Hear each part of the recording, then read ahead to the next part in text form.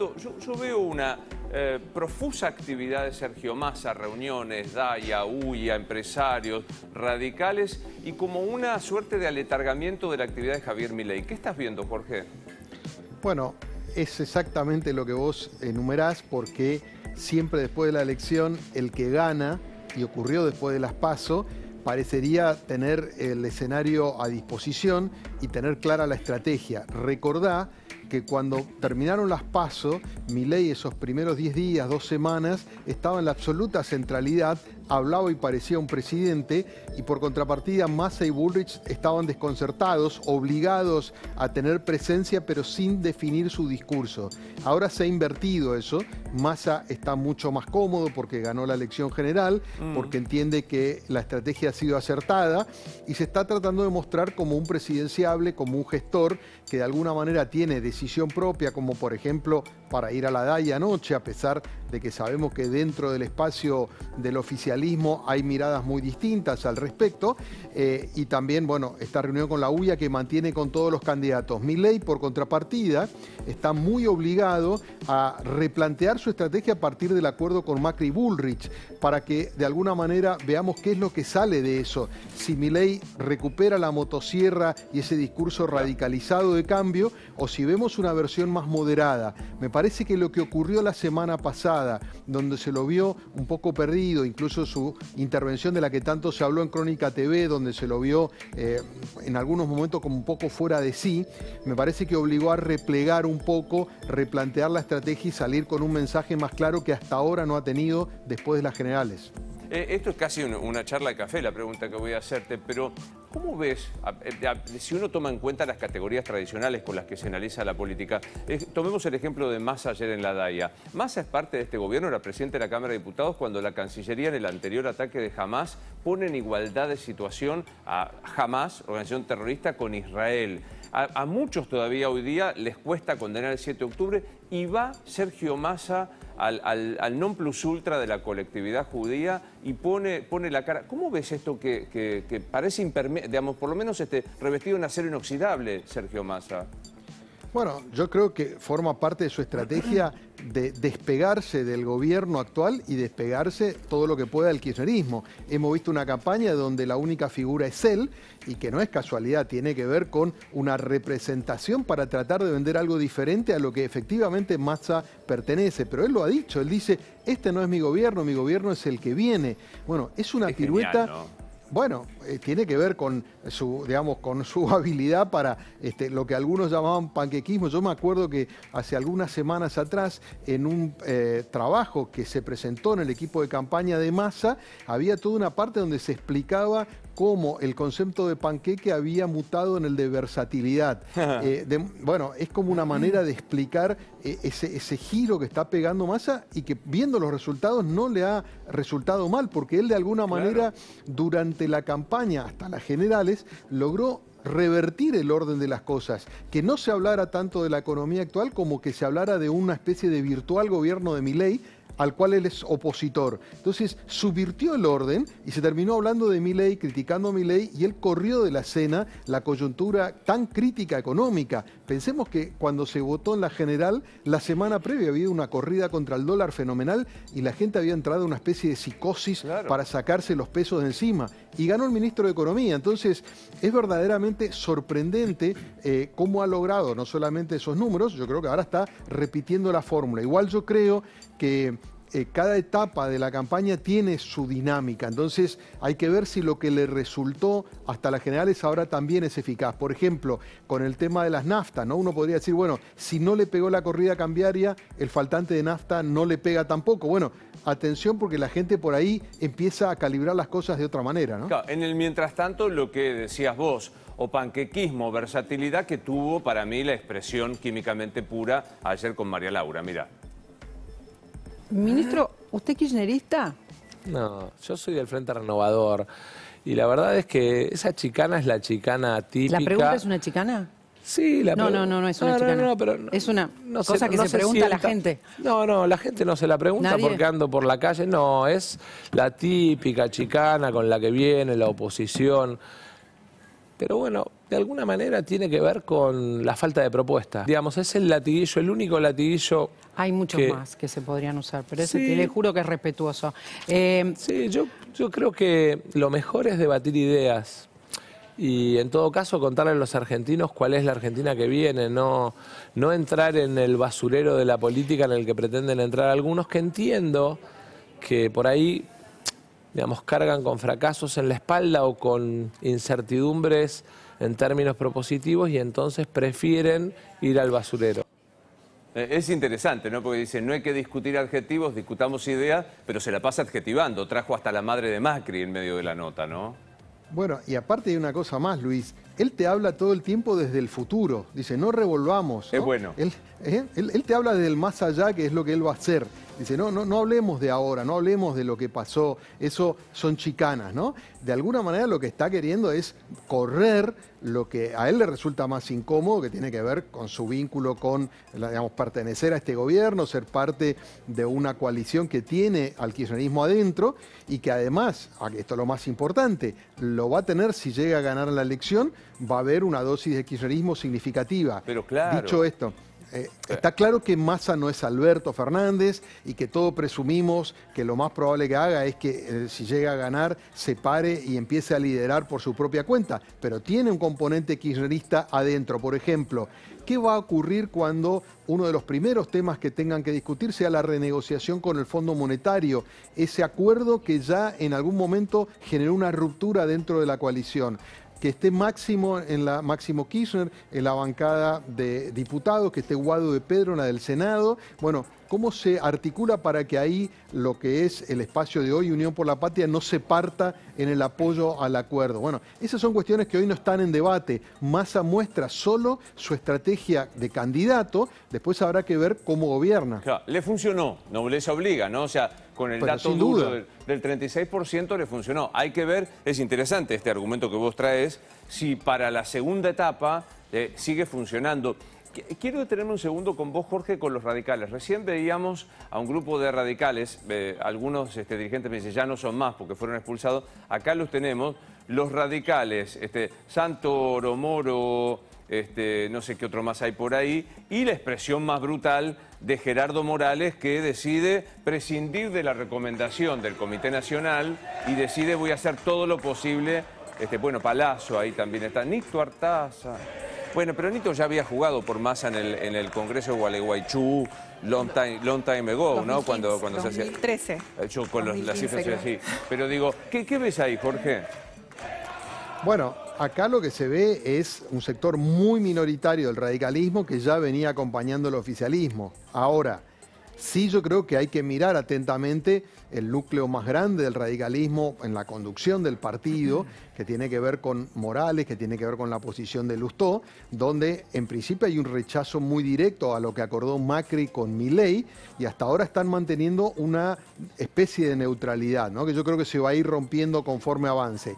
A todos ellos Massa los está llamando todo el tiempo, ¿no? Les está abriendo la puerta todo el tiempo. Ayer hizo varios gestos de reconocimiento a Alfonsín, dijo que no va a dar nombres de su gabinete porque espera incorporar radicales ahí.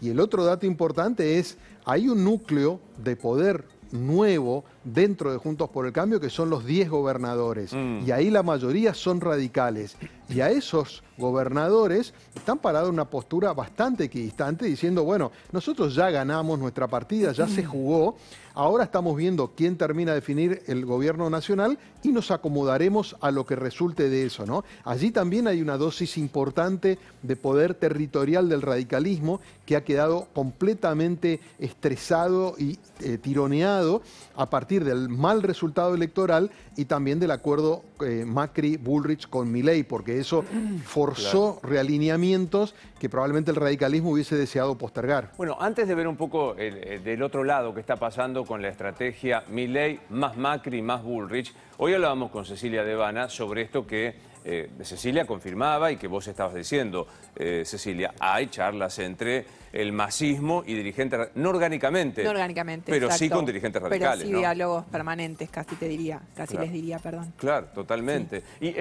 veamos un poco, ayer vino A mí me sorprendió, yo estuve en el acto de la DAIA, y quiero agradecer mucho que me ofrecieron conducirlo. Cuando llega Massa, se produce el levantamiento de Patricia Bullrich, se va. Yo atribuía esto que se iba. No, se venía acá a la tele, al programa de Johnny Viale, y tiene una frase, a mi modo de ver, infeliz, pero quiero analizarla con Jorge. Veámosla, por favor. Lo que nos está pasando es el anuncio de la tragedia argentina que el día 19 explota.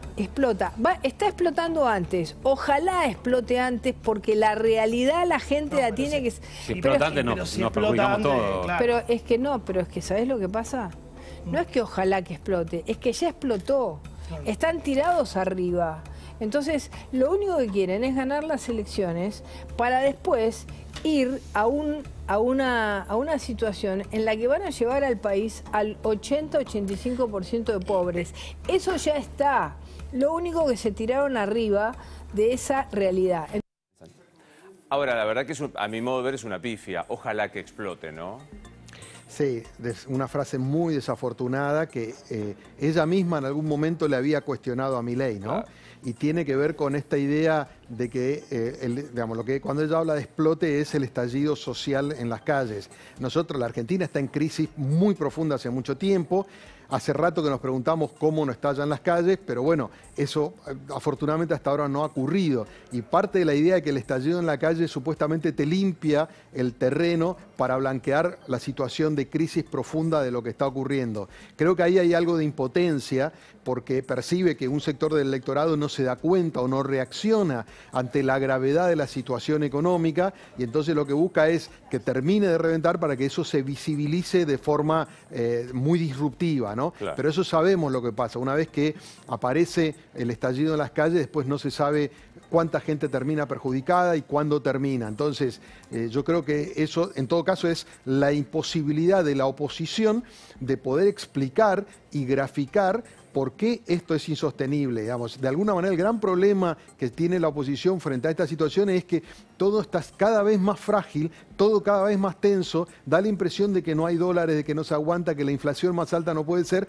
pero como no termina de estallar, bueno, es difícil de alguna manera decirle a la gente, bueno, esto de alguna manera puede ocurrir, ¿no? Entonces me parece que es un gesto de impotencia, pero que claramente sería absolutamente negativo antes de las elecciones. Anoche, después de que esto sucedió, algunas personas del oficialismo vinculaban los dichos a un lugar muy incómodo en el que quedó Patricia Bullrich, dicen después del pacto de Bacasuso, como se conoce la conversación del martes a la noche. ¿Vos creés, Jorge, que esto puede tener que ver con una posición más incómoda de ella internamente después de lo que pasó la semana pasada? Bueno, ahí hay como dos versiones, ¿no? De quién fue el impulsor real de esa cena. Yo te diría que desde hace bastante tiempo antes Macri venía verbalizando en algunas conversaciones reservadas que su obsesión prioritaria era que no ganara Massa. Te diría que era hasta más relevante, me atrevo a decir, que gane Bullrich, ¿no? Era ese tema permanente de que cualquier cosa menos Massa, y por eso él, durante la campaña, tuvo frases muy ambiguas que generaron muchos ruidos internos. Si miramos eso, yo creo que no hay dudas de que el gestor de fondo de todo eso es Macri.